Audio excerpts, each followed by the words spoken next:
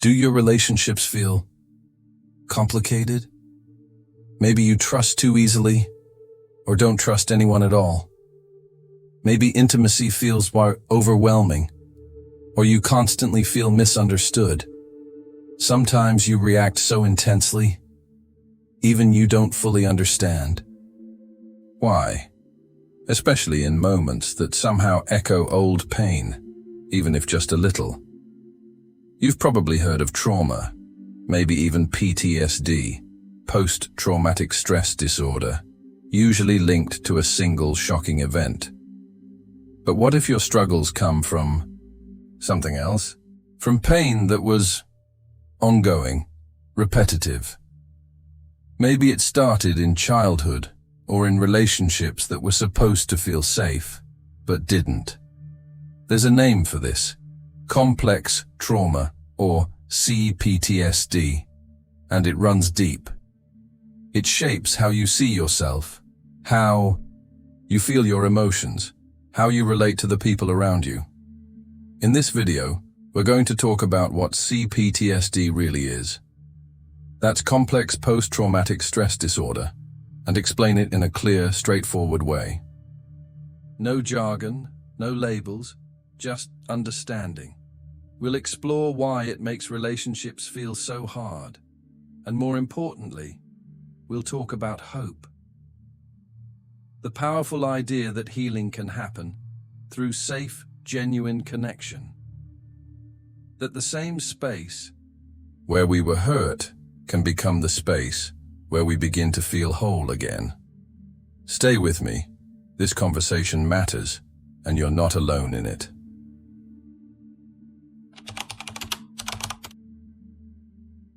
So, what makes C-PTSD different from the more commonly known PTSD? While classic PTSD usually comes from a single traumatic event, an accident, an assault, a natural disaster, C-PTSD develops from long-term exposure to distressing situations, especially ones where the person felt powerless or trapped. Think about chronic childhood neglect, ongoing emotional or physical abuse, growing up in a chaotic or unsafe home, being stuck in a relationship where love felt like fear because it's so prolonged. C-PTSD doesn't just affect the memory of what happened. It reshapes you, the way you see yourself, the way you regulate your emotions, the way you try to connect with other people. It runs deeper. It's more spread out, more diffuse. Here are some common signs, not a diagnosis, but patterns that often show up. Emotional struggles. You might feel emotions too intensely and have a hard time calming down, or maybe the opposite. You feel numb, disconnected, like nothing really touches you. Negative self-image, a deep belief that you're broken, flawed, guilty, or somehow not enough. Relationship challenges, difficulty trusting, fear of intimacy, or fear of being abandoned. Sometimes both. You might find yourself stuck in painful patterns that repeat themselves, even when you want something different. Loss of meaning feeling, disconnected from others, and losing hope that things can ever get better. Now, let's be very clear. Having C-PTSD does not mean you're broken. It means you developed incredibly resilient survival strategies to get through things that were, in truth, unbearable. C-PTSD doesn't come from a single shock. It comes from pain, repeated so many times that it reshaped who you are. And that explains a lot about what you feel, what you think, and what you keep repeating without even realizing it. The challenge now is this: those strategies that once helped you survive may no longer be helping you live. So how exactly do these deep wounds from C-PTSD show up in your day-to-day relationships? That's where things start to make a lot more sense. C-PTSD creates a minefield. in relationships. But here's the truth. It's not your fault. These patterns, they're understandable consequences of what you've been through. Here are some common patterns you might notice. The trust dance. Mistrust versus blind trust. The fear of being hurt again can make you hypervigilant, constantly scanning for danger. Misreading others' intentions, building walls around your heart. Or on the flip side, you might find yourself trusting too quickly, especially people who aren't truly safe, driven by a deep longing to finally feel secure. Fear of intimacy versus fear of abandonment. Getting close to someone feels dangerous because closeness once meant pain. But at the same time, the fear of being left behind can be so intense, it can lead to anxious attachment or push you to pull away before someone even has a chance to leave. You pull away before they can leave, not because you want to, but because deep down, you believe it's inevitable. Triggers and reactivity, small things in the present, a tone of voice, a look, a canceled plan, can suddenly reopen old emotional wounds, and before you know it, you're overwhelmed with anger, fear, sadness, or the urge to shut down completely. Your reaction might feel too much for the moment, but it makes sense when you understand where it's really coming from. Communication, struggles, expressing your needs, setting boundaries can feel almost impossible. Maybe you learned to stay silent, to survive, or maybe you explode because it's the only way you've ever found to release the pain. You feel something eating you up inside, but you say nothing because you learned that when you did speak, no one listened. Repeating patterns without realizing it, we're often drawn to relationship dynamics that feel familiar, even when they hurt, because some part of us is still trying to resolve the past. Now, imagine Emma. She was always a sensitive child, but she grew up in a home where her feelings were dismissed. Crying, needing comfort, asking for affection was seen as too much. So she learned to swallow her pain and to believe deep down that she was invisible. Now, as an adult, Emma is in a stable relationship. Her partner is kind, present, but one night, he comes home tired from work, doesn't say much, takes a shower, goes straight to bed. No message, no hug, not even a good night. Inside Emma, something flares up, her chest tightens, her mind races. He's distant, he doesn't care anymore, he's going to leave me. And then, the explosion. She confronts him, angry, crying, terrified, but what he feels is confusion. He was just tired. What happened that night wasn't just about that night. It was about all the nights. She was ignored and had to pretend it didn't hurt. His silence triggered the scream she had silenced for years. The struggles in your relationships are not signs of weakness. They are old defenses, trying to protect you. But maybe now, it's time to learn new ways to connect. Do any of these patterns echo in your own experience? You don't have to share, but simply recognizing theme is already a powerful step. Seeing these patterns can be painful. But here's the good news. Healing from C-PTSD, especially in relationships, often happens through relationships. So, how does that healing actually work? Let's talk about it.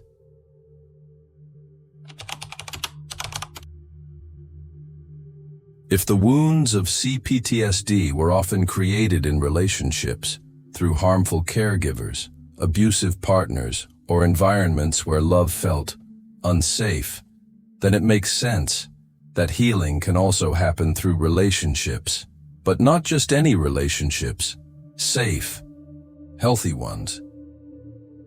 The core idea behind relational healing is this: we can have corrective emotional experiences.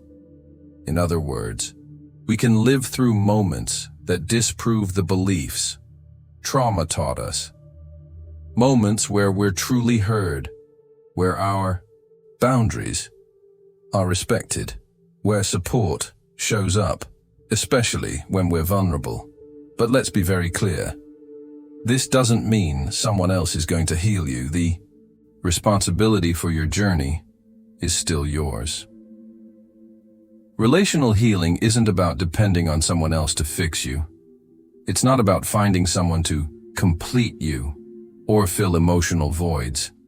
And it's definitely not about trying to heal in unstable, abusive, or emotionally unavailable relationships, even if those dynamics feel strangely familiar.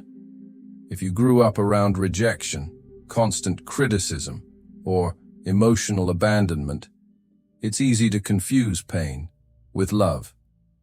But a relationship that makes you feel anxious, invisible, or constantly uncertain isn't healing. It's reenactment, and healing is the opposite of reenactment. Healing is safety, it's space, it's being fully yourself, without fear. It's when you don't have to constantly shape-shift just to be loved. Safe relationships, whether with friends, partners, therapists, or support groups, can offer the emotional environment you never had. They help with things like co-regulation, learning to calm your nervous system with someone else, someone steady and safe, rebuilding trust slowly, having repeated experiences where it's safe to trust, to be open, to lean on someone, repairing self-image, receiving real validation and acceptance can slowly challenge the belief that you're broken or unworthy. Now, picture Lucas. He grew up with a controlling, hypercritical father. Even small mistakes led to shame and humiliation. Years later, he's at work. His boss points out a minor error. But for Lucas, it's not just feedback. It's like time travel. He's that little boy again. Small, ashamed, powerless. His body tenses, his voice shakes, because that old wound still lives inside him. Just like a plant can grow in new soil, even if its roots came from dry ground, you too can begin to flourish with the right kind of care and connection. So, how do you start building that kind of healing connection? Here are some key mindsets and small steps. Recognize your relational triggers. Start noticing what activates you. In relationships, what feeling or old belief gets stirred up? Just observing without judgment is already progress. Practice self-compassion when you get triggered. Instead of blaming yourself, try gently validating your pain. It makes sense that I feel this way, given what I've been through. Communicate needs. Start small. Try expressing one small need or boundary clearly and calmly to someone you trust. Notice how it feels and what happens next. Seek out safe connections.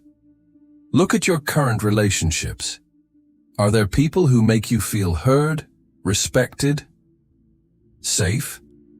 If so, invest in those connections. They're the soil where healing grows. Healthy relationships don't erase your past, but they can rewrite what you believe about yourself and about love. Healing begins where safety begins. We've explored what C-PTSD is, how it impacts relationships, and now, how connection itself can be a powerful part of your healing. That's a big shift and a hopeful one. Stick with me for the final chapter, where we'll tie all of this together. This journey isn't easy, but it is absolutely possible. So, what's the one message we need to carry forward about C-PTSD and relationships? Let's find out.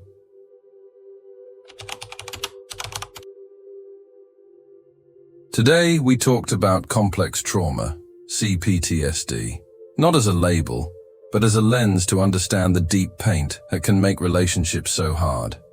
We saw that it's not your fault, and that many of your reactions are actually powerful survival strategies. The most important message?